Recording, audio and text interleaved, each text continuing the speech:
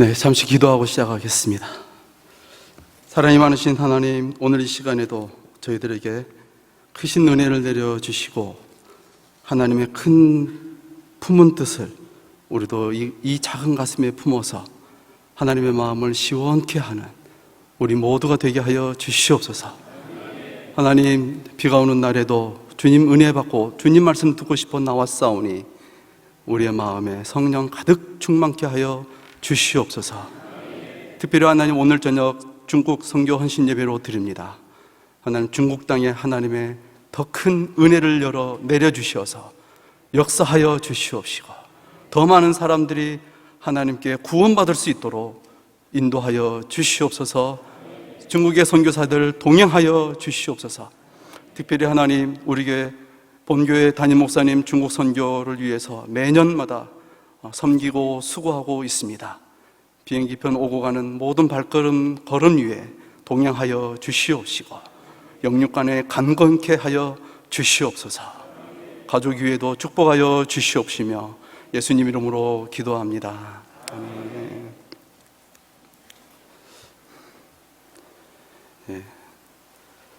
오늘 말씀을 가지고 하나님께 여러분과 함께 나누게 되어서 무척 기쁘게 생각합니다. 오늘날 이 시대에 꿈을 꾼다는 것은 너 꿈꾸고 있니? 왠지 모르게 정말 금수저나 같은 그런 사람이나 꿈꿀 수 있지 않을까, 그렇게 아주 삭막한 시대가 되어버렸습니다. 아무나 꿈을 꿀 수 없는 시대라고 이야기들 합니다. 그렇지만 헬런 켈러라는, 여러분 잘 아시는 미국의 헬런 켈러는 말씀하기를 보지도 못하고 듣지도 못하고 말하지도 못하는 것보다, 그것도 참 힘들고 어렵지만 더 힘들고 어려운 것은 볼 줄 알아도 들을 줄 알고 말할 줄 알아도 내일을 꿈꿀 수 없다면, 내일을 꿈꾸는 꿈이 없다면, 만약에 그런 청년이 있다면, 만약에 그런 사람이 있다면 정말 그것은 더 어렵고 더 비극적인 사건이다. 정말로 우리 시대에 꿈이라는 것을 어떻게 하면 꿀 수 있을지, 정말 그 꿈은 어떻게 하면 이루어갈 수 있을지, 정말 하나님께서 내게 주시는 은혜는 무엇인지, 오늘 우리가 읽었던 이 사도행전 2장 17절 말씀, 이 한 절 말씀을 가지고 더욱더 하나님의 은혜를 사모합니다. 이 말씀에 요엘서 2장 28절 말씀을 이 본문 말씀으로 베드로 사도가 가지고 왔습니다. 오순절 다락방에 성령 하나님이 임하셨습니다. 그러자 오순절 다락방에 성령 하나님이 임하자마자 제자들에게 성령이 충만하여 방언을 말하고 그 방언으로 인하여 15개 나라에서 온 유대인들과 그 유대인 디아스포라 교포들이 그 방언을 말을 듣고 저 사람들이 갈릴리 무식한 촌놈들 아니야? 그런데 어떻게 내가 태어난 나라, 저 제자들이 내가 태어난 나라에 유학을 온 적도 없는데 어떻게 내 나라 말을 할 수 있지? 놀랬습니다. 그러자 사람들이 저 무식한 촌놈들이 뭘 알겠어? 배웠겠어? 그냥 허튼 말로 잠시 나온 말일 거야. 어쩌면 저들이 아침부터 술에 취해서, 그것도 이제 막 담궜던 새 술에 취해서 저렇게 허술한 허무맹탕한 말을 하는 걸 거야. 그렇게 조롱을 하고 의심을 하기 시작했습니다. 그러자 베드로 사도가 일어나서 그게 아니라 지금 아침 9시인데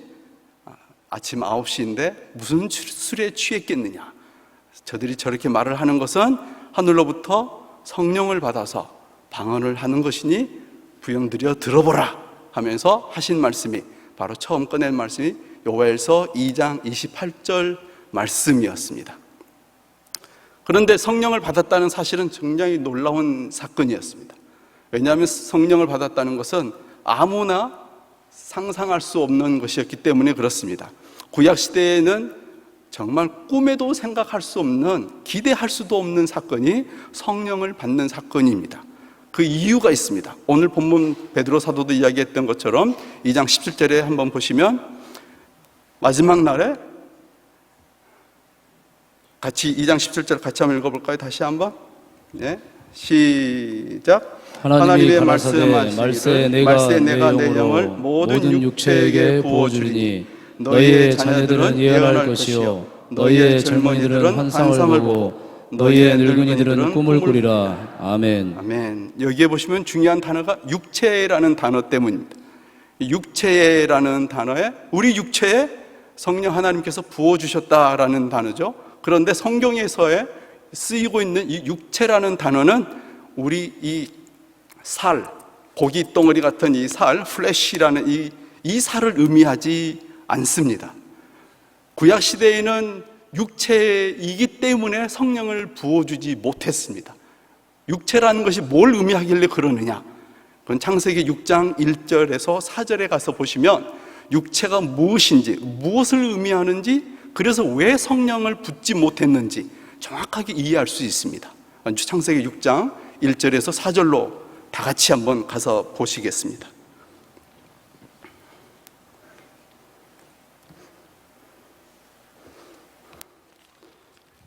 찾으셨으면 다 같이 한번 읽어보겠습니다. 시작. 사람이 땅 위에 번성하기 시작할 때에 그들에게서 많은 나니 하나님의 아들들이 사람의 딸들의 아름다움을 보고 자기들의 좋아하는 모든 자로 아내를 삼는지라. 여호와께서 가라사대 나의 신이 영원히 사람과 함께하지 아니하리니 이는 그들이 육체가 됨이라. 그러나 그들의 날은 120년이 되리라 하시니라. 아멘. 당시에 땅이 네피림이 있었고 그 후에도 하나님의 아들들이 사람의 딸들을 취하여 자식을 낳았으니 그들이 용사라 고대 유명한 사람이었더라. 여기에 보시면 육체라는 단어는 나오는데 육체가 됨이라라고 이렇게 나와 있어요.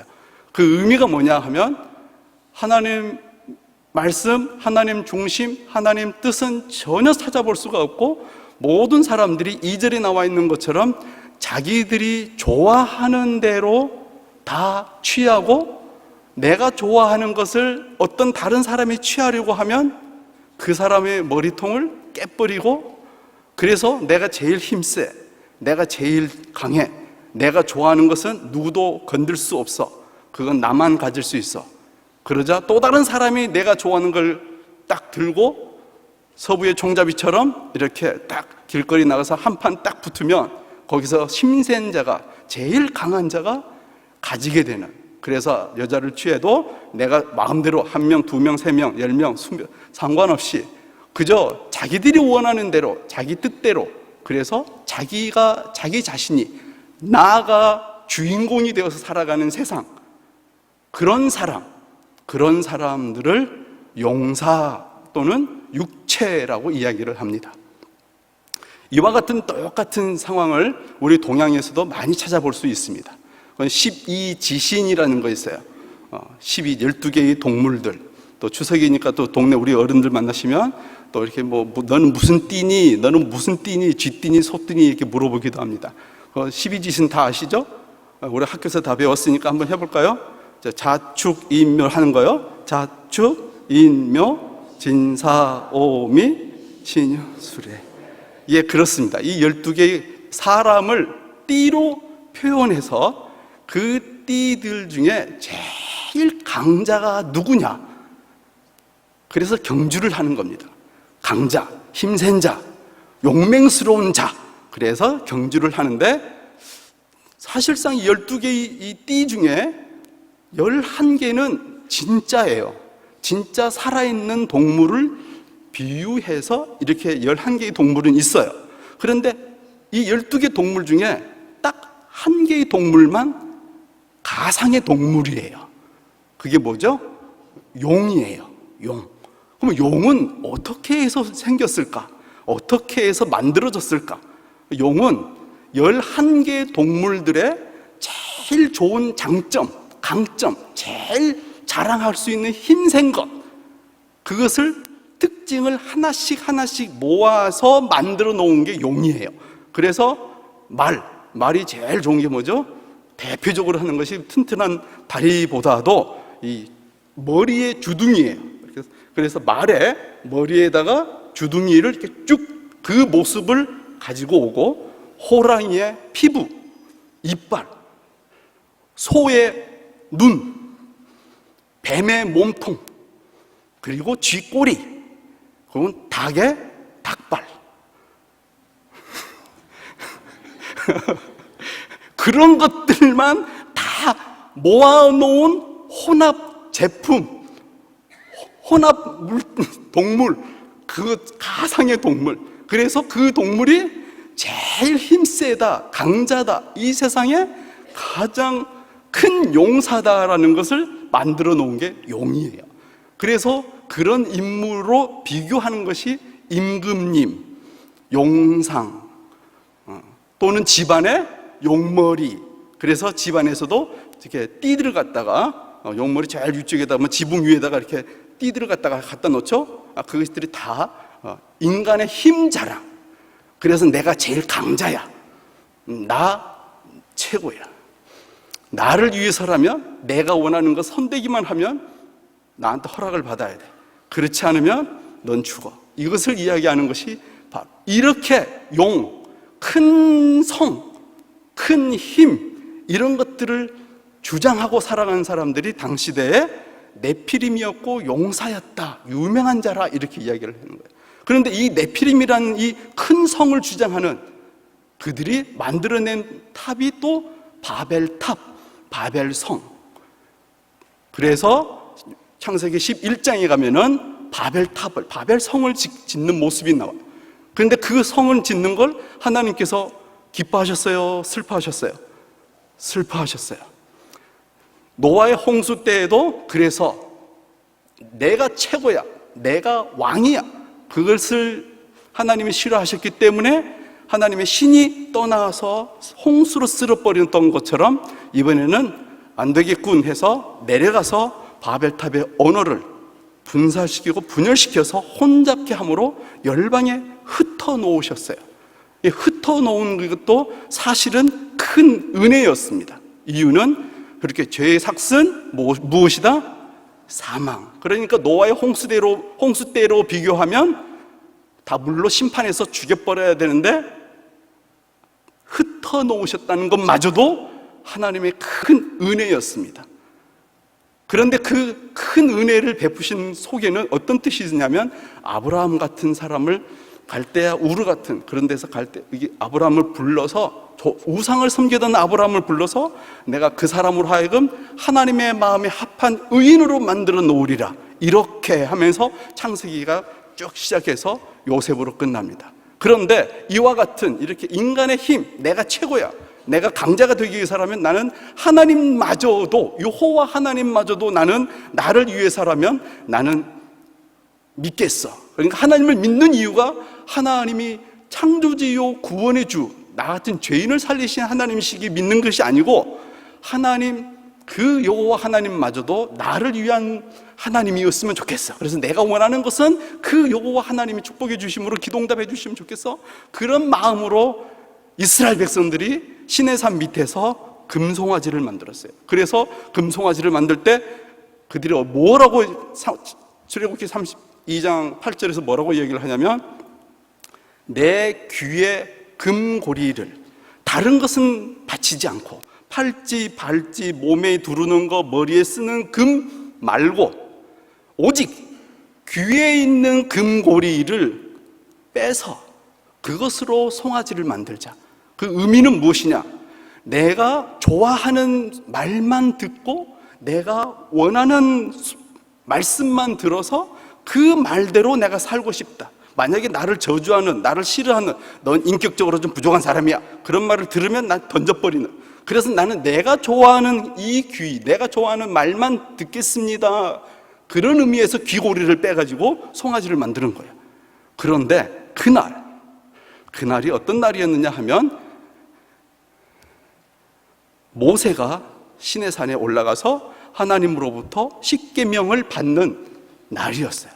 동시에 그 하나님께서 내려오셔서 십계명을 준 그날은 이스라엘 백성이 출애굽을 해서, 애굽을 탈출해서 출애굽을 한 이후 홍해를 건너 광야를 지난 다음 시내산에 머물 때까지, 출애굽에서 모세가 십계명을 받을 때까지, 금송아지를 만들 때까지 딱 그날이 50일 되는 날이었어요. 그런데 그날 오순절 날인 거죠. 그날 모세가 십계명을 받고 산에 내려와 보니 다 자기들을 위해서 송아지를 만들고 자기들을 위해서 신을 만드는 거예요. 그러자 모세가 이 타락한 백성이라 하면서 집어 던지자 십계명이 깨지고, 그리고 그 자리에서 3,000명이 죽게 된 것입니다. 그러니까 이렇게 하나님의 마음에 합하지 않는 자, 자기밖에는 모르는 자, 그런 자에게는 절대 성령 하나님이 임할 수가 없었던 것입니다. 그렇기 때문에 이스라엘 나라가 가나안 땅에 들어가서 이스라엘이 시작되고 난 이후에도 오직 유대인들 중에서, 이스라엘 백성들 중에서도 왕, 제사장, 선지자, 그들만이 제단에 가서 제물을 바치고 그 다음 기름 부음을 받음으로 왕이 되었고 선지자가 되었고 또 제사장이 되었습니다. 그들만 성령을 받을 수 있었어요. 그런데 이 시간 성령 하나님이 저들에게, 예수님의 제자들에게 임한 거예요. 우리는 정말로 육체적인 나밖에 모르는 것, 나만 아니면 돼라는 생각이 너무 많이 가지고 있어요. 그리고 내가 원하는 것이 꼭 이루어졌으면 좋겠다. 하나님의 뜻대로는 모르겠고 내 뜻대로 좀 계획대로 좀 되었으면 좋겠다. 그런 생각이 우리들 속에도 많이 있습니다. 이야기를 하나 해드릴게요. 배가 바다를 가다가 난파가 되었어요. 그래서 이제 배 안에 있던 사람들이 다 배 밖으로 나오게 되었어요. 많은 사람들이 이제 구명조끼 보트를 가지고 이제 막 둥실둥실 떠 있어요. 구조 헬리콥터가 언제 올지 모르는 거예요. 그래서 바다 위에 계속 떠 있는데 시간이 좀 지나고 난 뒤에 구조 헬리콥터가 저쪽에서 투투투투투투투 옵니다. 그래서 와, 살았다 하고 있습니다. 그런데 제 머리 위에 딱 오더니 10인용 구조 밧줄을 헬리콥터에서 내려주는 거예요. 그래서 구조 헬리콥터 밧줄이, 야, 이거 잡으면 살 수 있어. 그래서 딱 잡았습니다. 이제 구조 헬리콥터에서 밧줄을 이렇게 쭉 끌어올리는데, 글쎄 11명이 밧줄을 붙잡고 있는 거예요.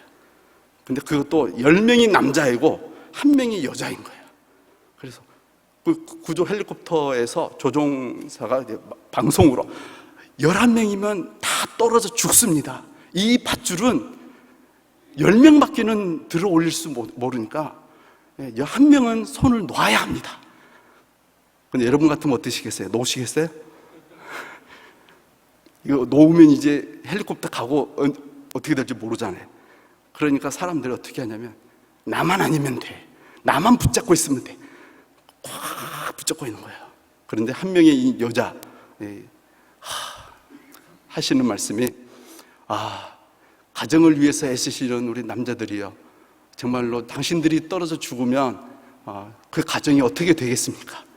내가 떨어져 죽겠습니다, 내가 놓겠습니다 라고 이렇게 말을 딱 했어요. 그러자 10명의 남자들이 오예 그래 브라보 해서 박수를 막 치다가 줄에서 다 떨어져 죽어버렸다는 거예요. 우리는 최후의 순간에 가면 나만 아니면 돼. 뭐 공의, 하나님의 공의, 진리, 길, 생명, 내가 그리스도인, 그런 거 전혀 우리는 모르고 그냥 나만 아니면 돼. 그런데 이 한 명의 여인만 구조되어서 본부로 무사히 돌아갔다는 얘기가 있습니다. 하나님의 영, 성령은 어쩌면 우리에게 없어서는 안 돼. 정말 이 시대에 우리에게 꼭 필요한, 나밖에 모른다는 이 사고방식 속에 있는 그러한 내 속에 성령 하나님이 들어오시면 내가 바뀌는 것이에요. 나밖에 모르던 그 세계관 속에서 내가 하나님 중심의 사람, 하나님의 뜻을 품고 사는 사람, 하나님의 말씀을 중심으로 내가 이 땅에서 살아간 사람.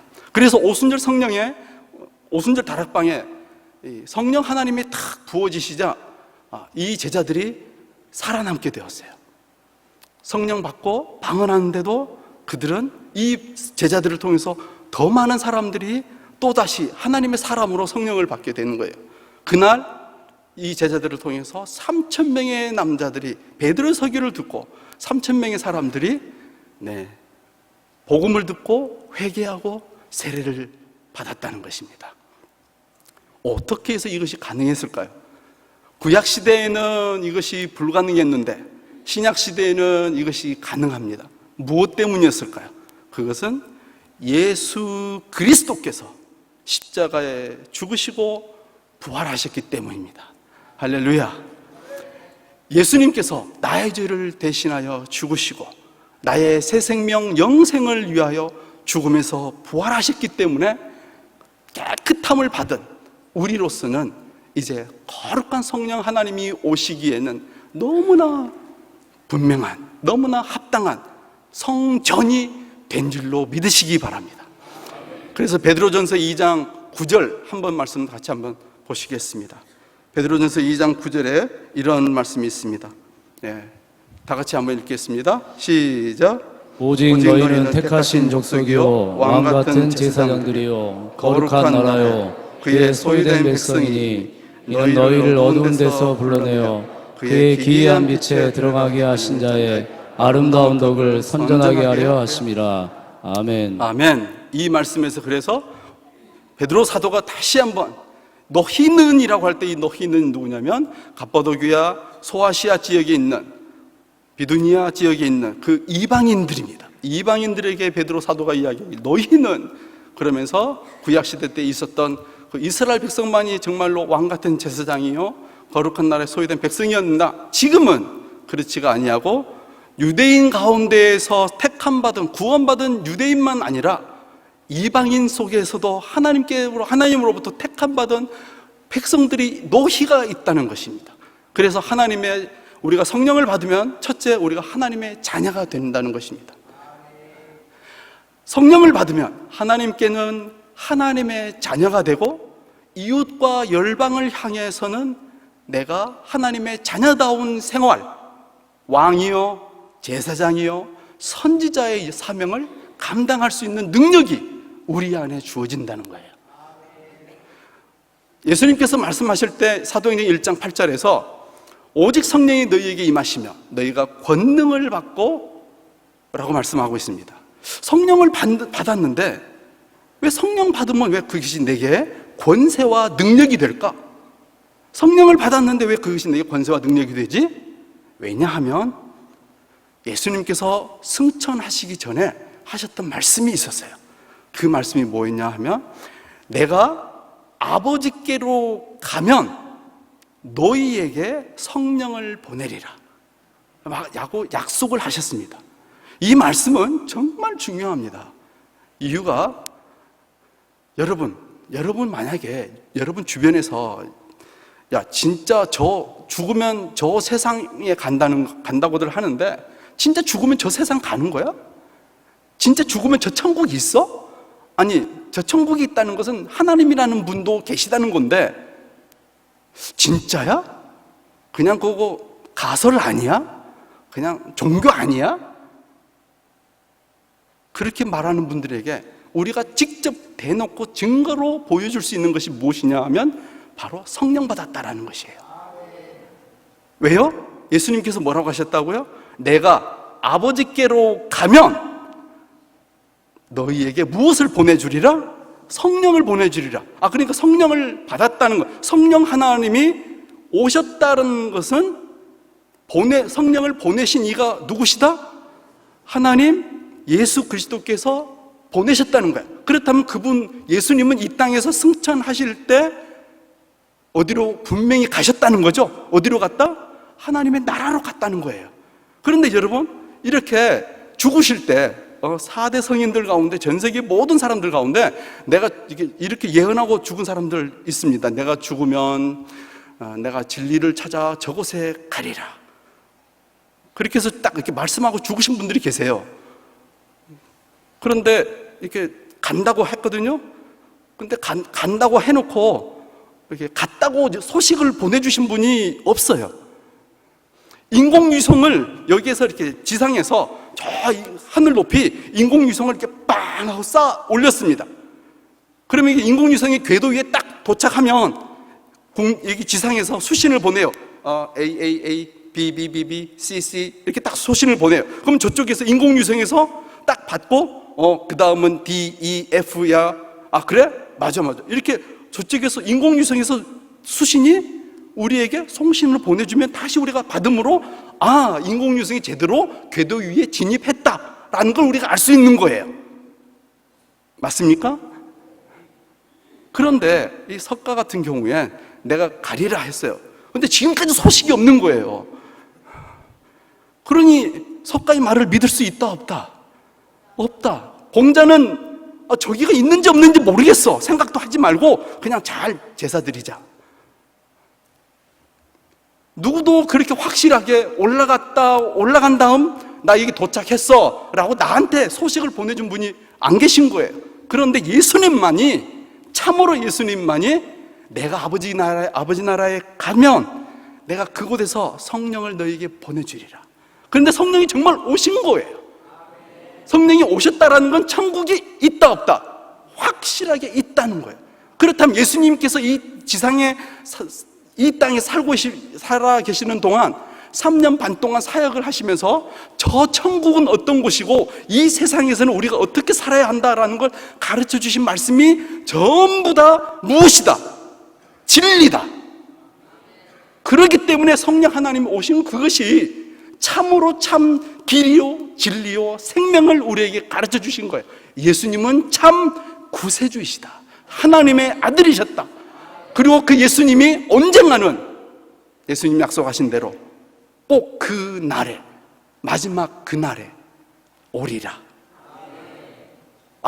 인생은 이제 어떻게 사는 것인지 알겠어. 어떤 사람은 이야기하기를 자연의 만물을 보면 사계절이 있대. 사계절이 이렇게 빙빙빙빙 돌아간대. 인류는 처음도 없고 끝도 없대. 그런 말은 전부 다 가짜가 되는 거예요. 진짜는 예수님의 말씀, 예수님께서 말씀하신 가치관, 예수님께서 말씀하신 진리, 그것만 진짜인 거예요. 그러니 이것만이 진짜라면, 우리에게 성령이 내게 주어졌다면 이제는 우리가 누구를 두려워하겠습니까? 우리 앞에 당한 것, 어떤 고난이도 우리가 이겨낼 수 있다는 거예요. 더한 것은 우리에게 오늘 읽었던 사도행전 2장 17절 말씀처럼 너희가 성령을 받으면 젊은 자녀들은 예언할 것이요 젊은이들은 환상을 보고 아비들은 꿈을 꾸리라, 이렇게 이야기를 하는 거예요. 그러면 우리가 정말 성령 받았다는 것은 내가 이제는 무엇이 되었다? 하나님의 자녀 되는 것뿐만 아니라 내가 무엇이 되었다? 선지자가 되었다. 믿습니까? 내가 제사장이 되었다. 내가 왕이 되었다. 그 뜻이에요. 그래서 우리가 앞으로 이 세상 살아가는 동안에 무슨 일을 할 것이다? 선지자적 역할을 할 것이다. 예언을 할 것이다. 왕처럼 환상을 볼 것이다. 제사장처럼 꿈을 꾸시다. 그럼 진짜 여러분은 예언하십니까? 여러분 환상 보고 꿈도 꾸십니까? 한번 확인해 볼까요? 확인할 수 있어요. 자신감을 가지시고 자요, 잘 생각해 보세요. 이 시간에 하나님께서 여러분의 마음을 자신 있게 하시고 뜨겁게 하기를 주님의 이름으로 축복합니다. 구약시대 때 선지자가 했던 가장 중요한 메시지가 뭐였습니까? 선지자라는 거 먼저 안다는 거예요. 알고 있는 거예요. 미래에는 이런 일이 이루어질 거야 라고 선지자들이 예언을 했는데, 그 수많은 구약의 선지자들이 가장 계란의 노른자처럼 예언한 내용이 무엇이냐면 메시아가 오신다. 그러면 여러분 알고 계세요? 신약의 선지자는 무엇을 예언할까요? 예수님께서 다시 오신다. 믿으십니까? 근데 그걸 여러분 몇 번 이야기해요? 하루에도 몇 번 이야기하고 일주일이면 몇 번이고 얘기하시죠? 진짜 선지자 맞네요. 네, 선지자가 그거 하는 것입니다. 우리가 주변에 이웃들 만났을 때 예수님 다시 오실 거야. 난 그거 믿어. 그거 말하는 순간 나는 지금 선지자적인 역할을 하고 있구나. 그럼 제사장은 뭘 하는 거죠? 구약시대의 제사장이 하는 일은 어떤 한 사람의 죄를 대신하게 속죄하기 위해서 양이 오면 그 양을 그 사람 대신 잡아서 하나님께 중보 역할을 해드리는 거예요. 그러면 신약시대의 제사장은 뭘 하는 걸까요? 어떤 사람이 야 이상해, 너 교회 다닌다 했지? 나 있잖아, 교회 좀 가보고 싶어. 어떻게 하면 되지? 그래? 교회 가자. 하나님께 데려오는 거예요. 그것이 뭘 하는 것이다? 제사장적 역할을 하는 거예요. 더 깊은 제사장 역할을 하고 싶으세요? 이렇게 하는 거예요. 난 있잖아, 교회를 다녀보니까 예수님을 좀 영접하고 싶어. 근데 어떻게 영접을 해야 될지 모르겠어. 그래? 내가 널 위해 기도를 해줄게. 나 따라서 기도해 볼래? 사랑의 하나님, 그럼 사랑의 하나님, 나의 죄를 대신하여 죽으시고, 나의 죄를 대신하여 죽으시고, 나의 영생을 위하여 죽음에서 부활하심을, 나의 영생을 위하여 죽음에서 부활하심을 믿습니다.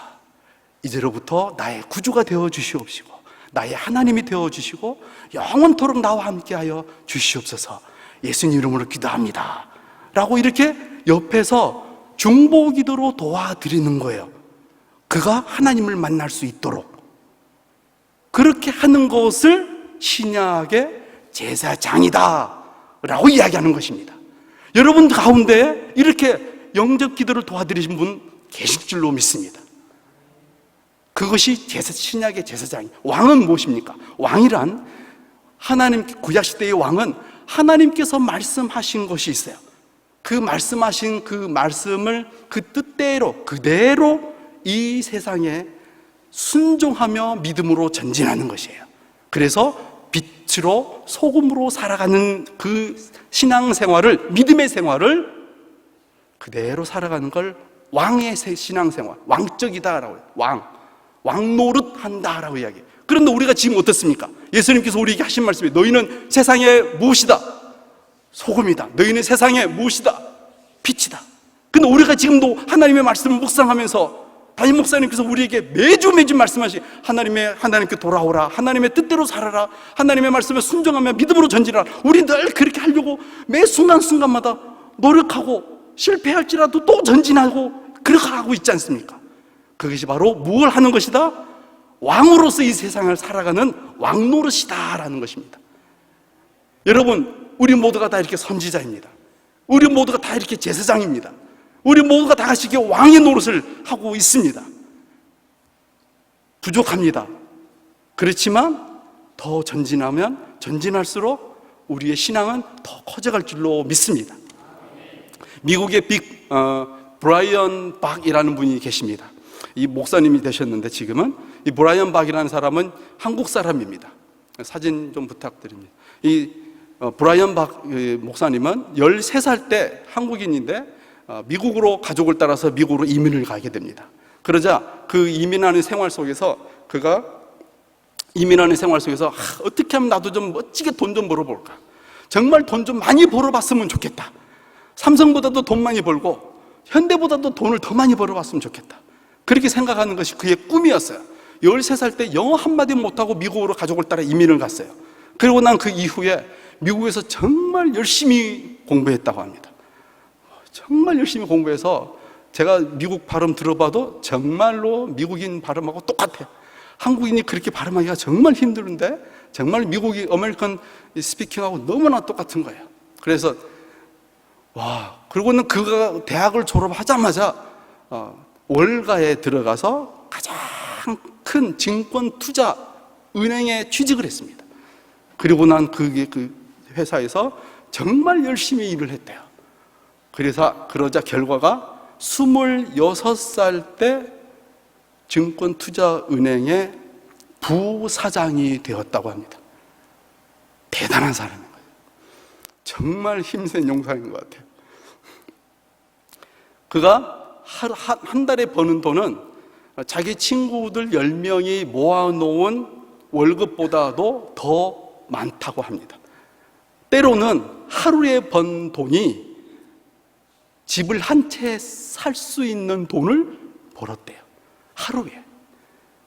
그렇게 돈을 많이 벌게 되자 그가 그때부터 나도 이제 좀 잘 한번 즐겨보자 하고는 그가 늘 하는 것은, 제일 좋아하는 건 슈퍼카, 붕붕붕붕붕 하는 차, 그런 차들을 계속 사고, 한 달 쓰다가 버리고, 한 달 쓰다가 버리고. 그런데 그 얘기는 또 집도 뭐 한 칸, 두 개, 세 개, 차도 뭐 차고도 뭐 여러 개. 그가 있는 건 돈이 많으니까. 그런데 그가 그렇게 많은 돈을 벌기 위해서 그가 해야 했던 것은 뭐였냐면 그만큼 많이 뛰어야 하는 것이었어요. 그런데 그 역할이 너무나 힘들었다는 거예요. 그리고는 그것이 하루에 부사장이라는 그 자리를 계속 유지하기 위해서 그가 겪어야 하는 그 스트레스, 고통, 그게 너무 심해서 진통제를 안 먹으면 안 되는.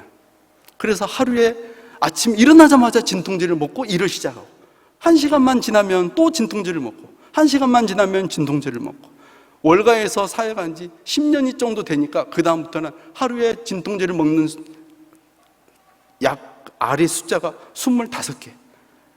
하루에 25개의 진통제를 먹으면서 그가 하루를 지내는 거예요. 그러면서 술을 하게 되고, 못 견디게 되니까 투자를 하려면 이걸 승패가 자기 한 방에 한 번에 클릭하는 그 터치에 따라 돈이 휙휙 넘어가게 되니까 거기에 대한 스트레스를 이겨내기 위해서 마약을 안 할 수가 없더래. 그래서 마약을 하게 되었대. 근데 그런 생활을 갖다가 5년, 7년, 10년을 하고 나니까 사람이 완전 무너지고 박살나는 것처럼 느껴지겠다. 그러던 어느 날 자가용을 타고 이제 쭉 가고 있는데 아무래도 요즘 물이 없어서 물 한 병 사러 세븐일레븐에 좀 들어가야겠다 하고는 잠시 차를 도로 옆에 파킹을 해놓고 세븐일레븐에 들어갔습니다. 좀 무조건 달리기만 하지 말고 잠시 의자에 앉아서 좀 쉬자 하고 잠시 물 사서 한번 마시고 딱 쉬고 있는데 어떤 한 미국인이, 백인 미국인이 딱 갑자기 다가와서 하는 거예요. 너 교회 가니? 아니, 안 갑니다. 말하면 좀 이 사람이 또 나한테 다가와가지고 교회 가라 할 것 같아서 그냥 yes, I go to church. 나 교회 갑니다. 라고 이렇게 딱 말을 하면 빨리 가잖아요. 그래서 빨리 보내려고 대부분이 그냥 나 교회 다녀요. 나 교회 다녀요. 그렇게 말을 해왔대요. 늘 거짓말을 해왔던 거죠. 근데 그날은 자기 머릿속에서는 나 교회 다녀 라고 말을 하고 있었는데 입에서는 No, I don't. 아니, 나 교회 안 가. 그렇게 입에서 그렇게 나오더래요. 그러고 나서 그 분이 다시 와, 그럼 너 예수 믿니? 머릿속에서는 나 예수 믿어. 빨리 보내기 위해서. 나 예수 믿어. 라고 말하고 있는데 입에서는 아니, 나 예수 안 믿어. 그렇게 말이 나오더래요. 그래서 그럼 내가 널 위해 기도해 줄까? 그래서 또 한 번 머릿속에서는 아니냐, 너 빨리 가. 근데 입에서는 yes. 그러자 이 백인이 와가지고는 갑자기 딱 손을 잡고 기도를 해주래요. 사랑의 하나님, 이 형제를 위해 기도합니다. 이 형제가 주님 당신을 모릅니다. 이 형제의 죄를 씻어주시옵시고 새 생명을 주시옵소서. 예수님 이름으로 기도합니다. 그러면 짧게 기도하고는 그냥 갔대요.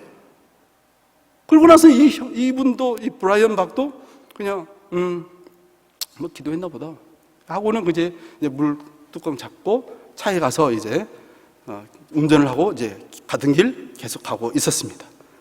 한 5분 정도 지났어요. 갑자기 눈에서 뜨거운 물이 막 흐르는 거예요.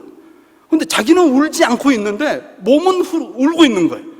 막 뜨거운 물이 흐르더니 도저히 좀 괜찮겠지? 10분 지나면 괜찮겠지? 10분 지나면 괜찮겠지? 계속 흐르는 겁니다. 그러자 이 사람 안 되겠다 싶어서 한쪽에 차를 세워놓고 눈물이 나오는 대로, 가슴이 그냥 터지는 대로 엉엉 울었다고. 그런데 놀라운 건 엉엉 울고 있는데 자기 마음이 그렇게 후련하고 시원하더래요. 그 조금 더 울고 나니까 자기 발끝으로 뭔가가 이렇게 전기가 찌릿찌릿하면서 뭐가 이렇게 푹 튀어나가는 것처럼 느끼더래요. 그런데 자기가 그렇게 한참 그런 식으로 3일, 일주일 동안을 계속 울더래요, 자기가.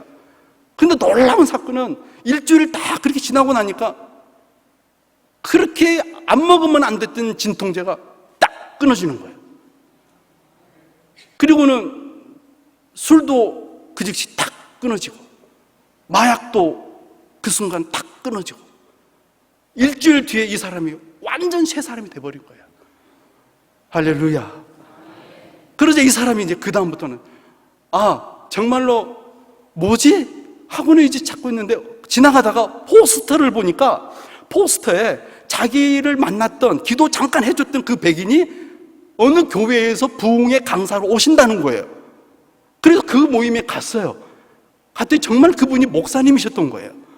그리고는 그 목사님께 말씀을 쭉 듣다 보니까 정말 머리끝부터 발끝까지 자기가 그동안에 지었던 죄들이 다 쏟아지면서 정말 다시 살아야겠다, 새롭게 살아야겠다. 그리고는 그가 그 시간에 놀랍게 체험한 게, 부흥의 집회에서 놀랍게 체험한 게, 자기가 허리 디스크가 있대. 2번, 3번 축처가 굉장히 힘들고 협착증이 있어서, 그런데 거기에 손을 얹고 기도를 했는데 그게 나았더래요. 그리고 난 그 뒤에 그 사람이 조금만, 그 부사장으로 있어서는 도저히 견딜지 못하겠다 해서 나와서 자기만의 투자은행을 새로 오픈을 했다가 3년이 지나고 난 뒤에는 안 되겠다, 내가 하나님의 소명을 받아서 사명대로 살아야겠다 해서 모든 걸 접고 그 뒤로 그가 부흥의 전도자로 지금 전 세계를 돌아다니면서 하나님의 역사를 증거하고 있는 브라이언 박 목사님이 되셨다고 합니다. 하나님께서는 오늘 이 시간에도 우리를 통해서 짧은, 그 목사님의 그 짧은 한마디의 기도, 그 중보기도, 그 짧은 중보기도 하나임에도 불구하고 한 영혼을 사망에서 생명으로, 어둠에서 빛으로 인도한다는 이 놀라운 역사, 바로 우리 모두가 가지고 있는 제사장이요, 선지자요, 왕적 이 사명, 내가 전하는 전도지 한 장, 이 한 장으로 한 영혼이 바뀔 수 있다는 것. 우리가 전하는 이 교회에서 훈련받고 나가서 내 친구들에게, 이런저런 형제 자매들에게 우리가 복음을 전한다면, 이 놀라운 역사가 오늘 이 시간에도 임하는 줄로 믿습니다.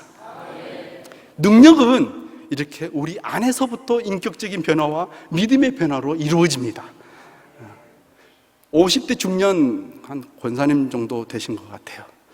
그분이 나도 좀 능력 있는 모습을 좀 보여주고 싶다, 새로운 모습을 좀 보여주고 싶다, 나도 좀 교회를 열심히 다녀서 이제는 좀 뭔가 좀 새로워지는 내 모습을 좀 보여주고 싶은데 어떻게 좀 보여줄 길이 없나 하고 고민을 계속 하다가 자기의 어떤 친구분 한 분이, 야, 요즘에는 빨리 눈 처지니까 나이도 나이니만큼 이 주름 이렇게 딱 잡아주는 수술을 해야 돼. 그런데 그것만 하지 말고 이 주름살, 이마에 주름살도 지어가자니, 우리 나이가 나이니만큼, 그러니까 이마에 주름살 제거 수술도 좀 한번 생각해 봐 하다가 이분이 이제 대초 자꾸 거울을 보니까 이 눈이 자꾸 처져가는 거예요. 그래서 눈 수술을 좀 한번 해볼까 하고 있다가 그건 꼭 필요한 것 같아서 해야 될 것 같은데 고민이 든 건 이 주름살 제거, 이마의 주름살 제거 수술이 자꾸 할까 말까 고민이 들더래요. 그러다가 안 되겠다, 한 김에 뭐 하자 해서 이마의 주름살 제거 수술을 했어요. 뭐 잘하고 이제 집에 왔습니다. 며칠이 지났어요. 남편이 이제 보니까 이제 다 수술했던 것도 이제 떼고 붕대도 떼고 이게 다 아무 일 없는 것처럼 보였어요. 근데 문제가 생겼어요. 저녁에 잘 때 눈꺼풀이 덮어지지가 않는 거예요. 그래가지고 신랑이 이렇게 자고 있는 그 와이프의 눈을 딱 보면, 눈 뜨고 자니까 딱 보면 그러다가 너무너무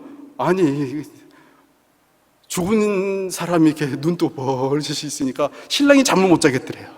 그래서 당신 수술 좀 다시 어떻게 하는 거야? 다시 수술 좀 해라.